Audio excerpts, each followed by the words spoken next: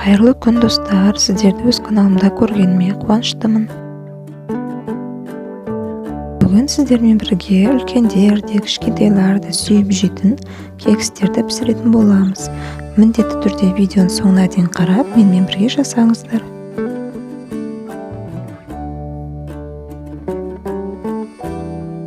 Бұл кекстер қарапайым әрі қолжетімді заттардан жасалынады. Бізге керегі ұн, құмшекер, жұмыртқа, сүт, сұйық май және де қопсытқыш. Ең алдымен ыдысымызға жұмыртқа мен шекерді салып, миксермен жақсылап шайқап аламыз.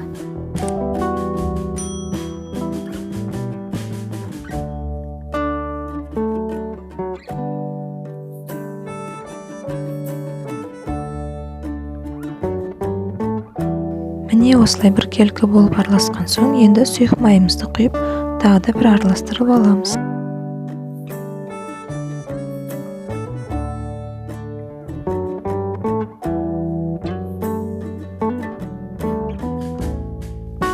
Ендігі кезекте сүтімізді құйып, тағы да араластырамыз.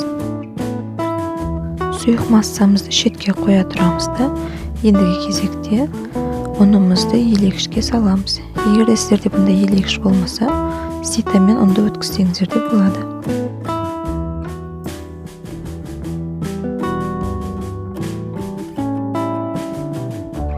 Ұнымыздың үстіне дайындап қойған қопсытқышымызды салып, қасықпен араластырып аламыз.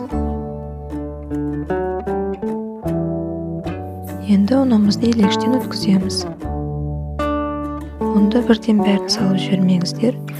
2-3 бөлікке бөле отырып салған дұрыс болады.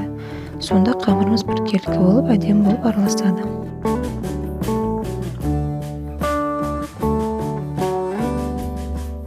Мен кішкене ванилин қостым. Сіздер қоспасаңыздар да болады. Ол өз қалауларыңызға байланысты.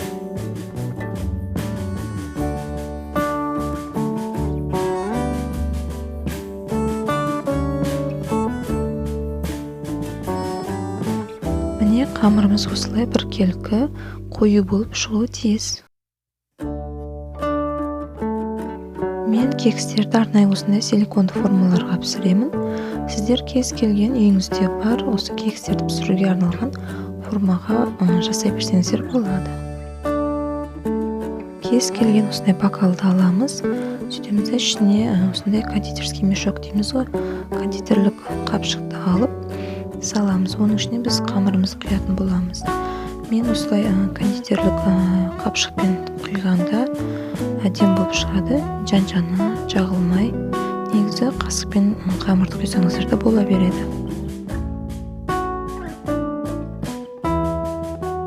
Қамырды осылай ортасына жеткізбей құйыңыздар.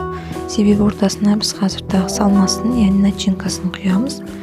Одан соң үстіне тағы да қамыр құятын боламыз. Ол қамыр көтеріліп, кекстеріміз сыртына ағып кетуі мүмкін. Сол үшін жартысына толтырмай салыңыздар.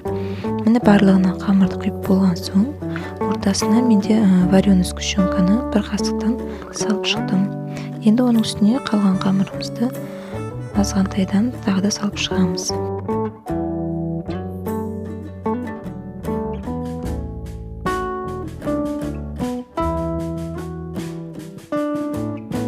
Кекстерімізді алдын ала қызып тұрған пеште 180 градуста 25-30 минутта пісіріп аламыз.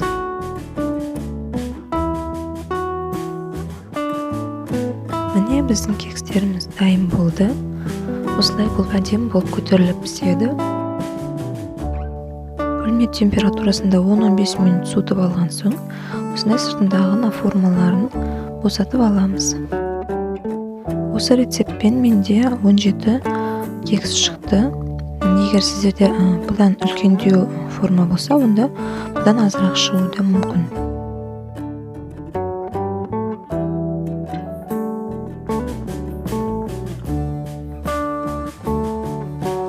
Кекстердің бетін өз қалауларыңыз бойынша әсемдесеңіздер болады. Немесе мен сияқты қант ұнтағын сепсеңіздер де әдемі болады. Достар, егер де сіздерге менің видеом ұнап жатса, лайк басып, менің каналыма тіркеліп алыңыздар. Менің каналыма өтсеңіздер, басқа сафхада түрлі видео рецепттерді көре аласыздар.